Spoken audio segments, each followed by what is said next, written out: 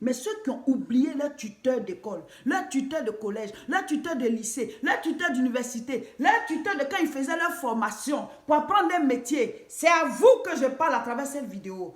Pourquoi? Pourquoi? Il y en a qui sont morts parce qu'ils ont tellement gémi. Ils ont piqué des crises. Ils ont eu des crises d'angoisse. Ils étaient là, tout le temps en train de gémir sur votre ingratitude, en train de gémir sur votre manque de reconnaissance. Oh, oh, oh, ils ont nourri des élèves, ils ont nourri des élèves, ils ont nourri des élèves. Aujourd'hui, tout le monde les a oubliés. Faites tourner la vidéo là. Faites tourner la vidéo. Il y a des tuteurs d'école. Dans leur salon, il n'y avait même pas de place. Parce que dans le village, c'est lui seul qui est en ville. Tous les élèves, tous les collégiens vont venir rester chez lui. Les lycéens vont venir rester chez lui. Le soir, pour aller se coucher, là, il doit enjamber comme ça les élèves là pour rentrer dans sa chambre. Aujourd'hui, sa maison est coulante. Aujourd'hui, peut-être même qu'il est déjà mort. Sa pauvre veuve est assise. Il n'y a plus rien. Les fauteuils dans lesquels chacun de vous est passé, tout est déchiré. La peinture, là, on ne reconnaît même plus la couleur de la peinture dans la maison. Et vous tous, vous avez réussi et vous les avez oubliés. Vous les avez oubliés et tous les jours, les gens gémissent. Parce que l'ingratitude est trop. L'ingratitude est trop. Vous avez lutté les ignames bouillis là, avec leurs enfants. La bouillie du matin, vous avez lutté ça avec eux. Le repas du soir, vous avez lutté ça avec leurs enfants. Ils donnent à leurs enfants, ils vous en donnent aussi. Souvent même, vous n'avez même pas un seul lien de parenté. Ça peut être ton oncle souvent, ça peut être ta tante, ça peut être un parent. Mais très souvent, ce sont des gens qu'on ne connaît même pas. L'enfant là, il doit aller au collège. On vient en ville et on cherche un tuteur. Vous n'êtes pas de la même région, vous n'êtes pas de la même religion. Mais parce que tu es un être humain, il va te prendre. Oh, c'est un enfant, il vient aller à l'école. Et tu vas rester là. Et de chez lui, tu vas faire les cours. Jusqu'à aujourd'hui, tu réussis. Tu l'oublies. Cette vidéo doit tourner. Faites-la tourner, cette vidéo. Envoyez-la à tous ceux qui ont réussi dans la vie. À tous ceux qui aujourd'hui ont de grands moyens. Ou bien qui ont des moyens modestes. À tout être humain qui arrive à se prendre en charge aujourd'hui. Si tout au long de votre parcours, vous avez été chez des tuteurs ou des tutrices, des endroits où vous êtes resté pour aller à l'école, vous avez fait le collège, vous avez fait le lycée, vous avez fait l'université, ou bien vous êtes resté là-bas pour faire votre formation, et aujourd'hui vous êtes bien, je vous pose une seule question. Est-ce que vous êtes souvenu? Vous vous êtes souvenu de ces personnes? Est-ce que vous êtes retourné sur vos pas pour aller soutenir ces tuteurs et tutrices-là? Faites tourner la vidéo, envoyez-la aux grands footballeurs, envoyez-la à tous ceux qui aujourd'hui sont connus, tous ceux qui passent à la télévision, parce que la famille de ces personnes-là, la personne elle-même, si elle est encore en vie, ils vous voient, hein? Ils vous voient et les gens gémissent et les gens ils pleurent. Ceux qui ne passent pas aussi à la télévision, mais qui ont réussi, qui ont une certaine vie, qui ont des moyens, je vous pose la question, avez-vous oublié vos tuteurs? Les avez-vous oubliés? On ne te dit pas d'aller prendre sa vie en charge. Mais selon tes moyens, il faut faire. Il y a des gens qui peuvent rebâtir la maison du tuteur. Selon vos moyens, il y en a qui sont devenus très riches aujourd'hui. Mais pourquoi vous oubliez ceux qui vous ont aidé sur le chemin? Pourquoi oublier son tuteur et sa tutrice? Sous le soleil, là, la personne ça va te déposer sur sa moto. On demande ton parent à l'école, c'est lui qui vient. Aujourd'hui, tu as oublié.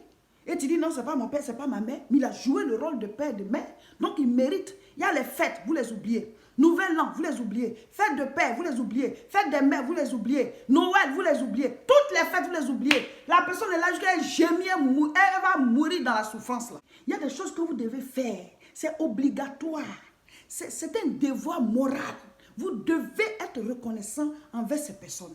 Vous devez être reconnaissant envers ces personnes. Je dis de faire tourner la vidéo. Envoyez la vidéo à tous ceux qui sont devenus adultes aujourd'hui, qui ont fait une école, c'est-à-dire qui ont fait l'école dans leur vie, qui ont eu des diplômes, qui ont fait une formation, qui sont devenus quelqu'un là.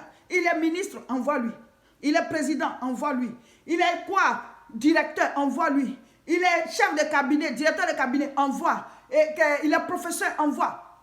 Envoyez. Il est pâtissier, envoie. Il est couturier, envoie. Tous ceux qui ont fait une formation, tous ceux qui ont été élèves. Si tu as habité chez tes parents, en tout cas, tu n'es pas concerné par la vidéo. Mais même tes parents, je dis que nos parents, nous devons les honorer, nous devons nous occuper d'eux. Mais ça, c'est une parenthèse parce que je fais chaque fois des vidéos dessus pour pouvoir vous dire de ne pas abandonner vos parents.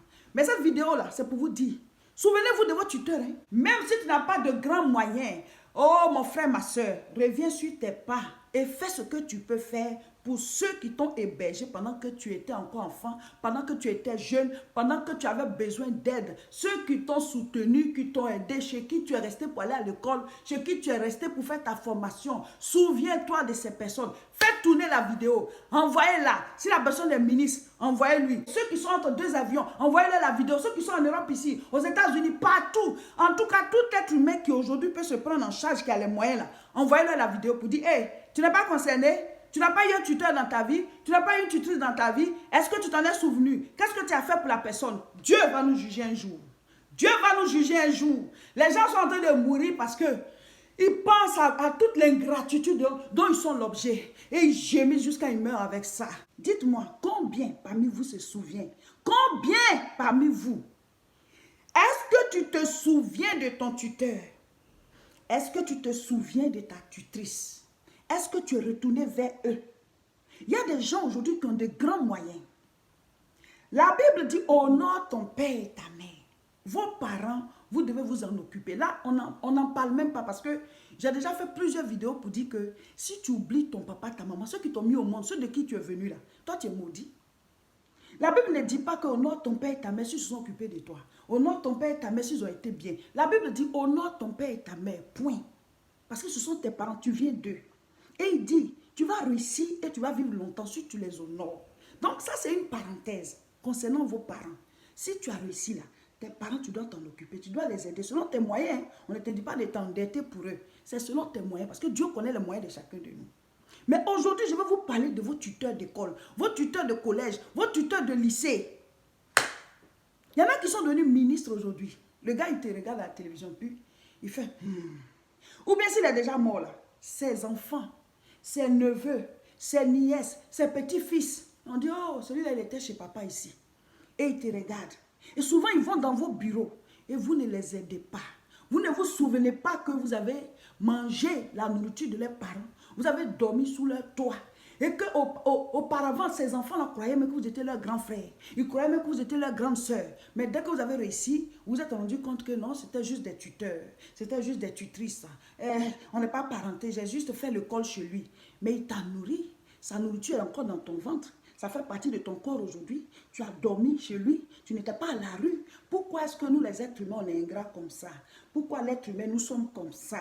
Il faut que chacun de nous se remette en cause. Je suis pasteur. Le pasteur, là, il sonne la cloche. Je suis en train de sonner la cloche. Quand tu suis la vidéo, là, pose-toi la question. Si toi, tu as été déjà chez un tuteur ou bien chez une tutrice, là, qu'est-ce que tu as fait pour cette personne? Dieu connaît tes moyens. Dieu ne te dit pas de t'endetter. Mais il y a des gens même qui ont beaucoup de moyens, qui peuvent même construire la maison du tuteur, qui peuvent construire la maison de la tutrice.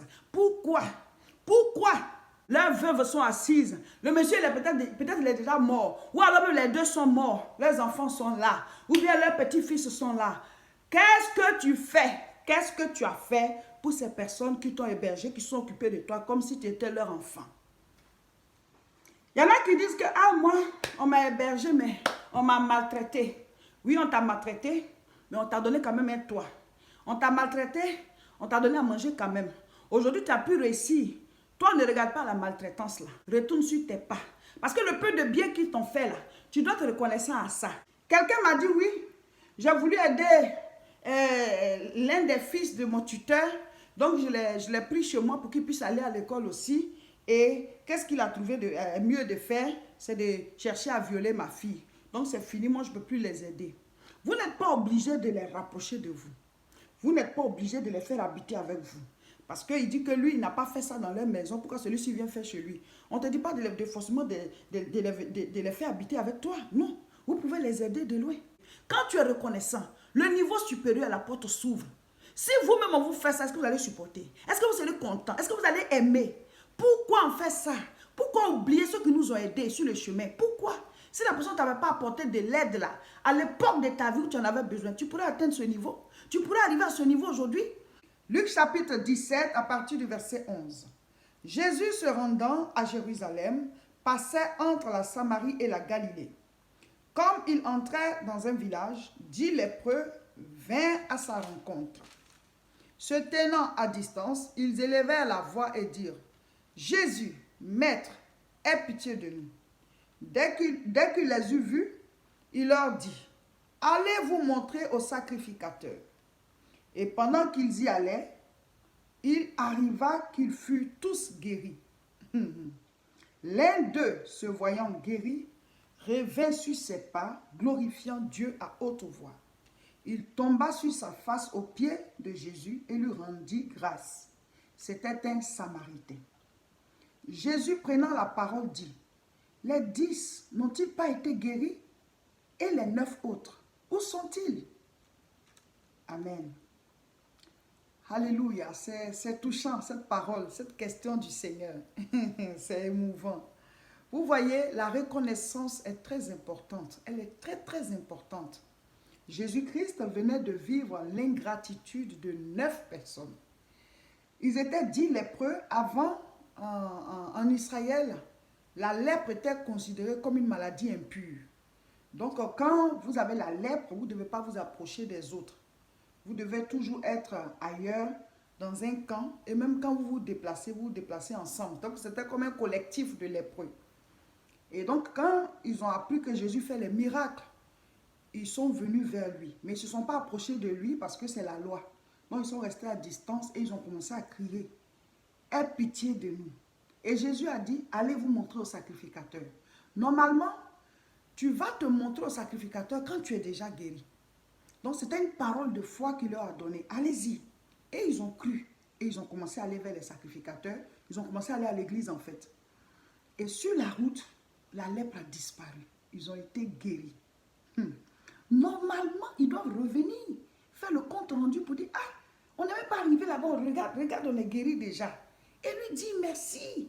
Vous étiez lépreux. » Et avant, il n'y avait pas de soins, de médicaments pour ça. Donc, être guéri de ça, c'est un grand miracle. Mais c'est un seul qui est revenu. Les autres, là, ils ont continué en même temps. Oh, la vie. Et c'est comme ça la plupart des êtres humains réagissent. Nous réagissons tous comme ça. On ne revient pas sur nos pas pour remercier ceux qui nous ont aidés. Mais on avance, on continue. Et celui-ci, il est revenu. Et Jésus a demandé. Et les 9 autres. Vous voyez? Si nous voulons réussir dans la vie, et si nous voulons avoir une place auprès de Dieu, en quittant sur cette terre-là, surtout quand tu dis que tu es chrétien, et que tu as accepté Jésus dans ta vie, tu dois marcher selon la parole. Tu dois marcher selon les lois de Dieu. Dieu n'est pas dans l'ingratitude. Dieu n'est pas dans le mal qu'on fait aux autres. Quand quelqu'un a semé quelque chose dans ta vie, souviens-toi de la personne. Souviens-toi. Et surtout que c'était pour que tu ailles à l'école, pour que tu puisses acquérir une formation. La personne t'a donné un toit, t'a donné à manger, s'est occupée de toi. Même si souvent il y a de la maltraitance. Parce que souvent l'être humain, nous tous là, on est méchants, on est mauvais. Quelqu'un te fait du bien, il te fait en même temps du mal. Mais ne regardez pas au mal là. Vous allez rendre le bien qu'on vous a fait. Le mal que la personne a fait, elle va payer ça avec Dieu. Mais n'oubliez pas ces personnes en vous disant qu'elle m'a fait aussi du mal, donc je m'en fous. Mais le petit bien qu'on t'a fait là, il faut aller rendre ça. Il faut aller rendre ça. Pour que la personne puisse bénir Dieu pour toi. Et de grandes portes vont encore s'ouvrir devant toi. Certains sont bloqués dans leur vie là. C'est à cause de ça. Hein. Retournez sur vos pas pour aller être reconnaissant à ceux qui vous ont hébergés. Voilà, c'était l'édification du jour. Je suis pasteur Seka Olga de l'église évangélique La Moisson de France. Mon époux et moi, nous sommes pasteurs. Nous prions à Tourcoing. Tourcoing dépend de la métropole européenne de Lille. C'est dans le nord de la France. Vous pouvez venir faire les cultes avec nous. C'est tous les dimanches à partir de 10h jusqu'à 11h45. Et après, il y a des formations dénommées l'école du disciple. Notre contact est là. Vous pouvez nous joindre à tout moment. Ce samedi 1er août à 18h, heure de la France. Il faut voir ce sera quelle heure chez toi. Voilà. Nous serons en direct sur notre page Facebook Réseau International Richesse pour un autre moment glorieux de prière ensemble. Nous allons prier ensemble en direct ce samedi. Donc, connectez-vous. Vous êtes nombreux à suivre les vidéos, mais malheureusement, vous n'êtes pas tous abonnés. Donc, il faut que quelqu'un partage pour que vous puissiez recevoir. Du coup, il y a des vidéos que vous ratez. Alors qu'il faut s'abonner à une source qui nous nourrit pour pouvoir grandir dans la foi. Donc, abonnez-vous. Notre page Facebook, c'est Réseau International Richesse. Et notre chaîne YouTube, c'est La Moisson TV. Cliquez sur s'abonner. Partagez cette vidéo.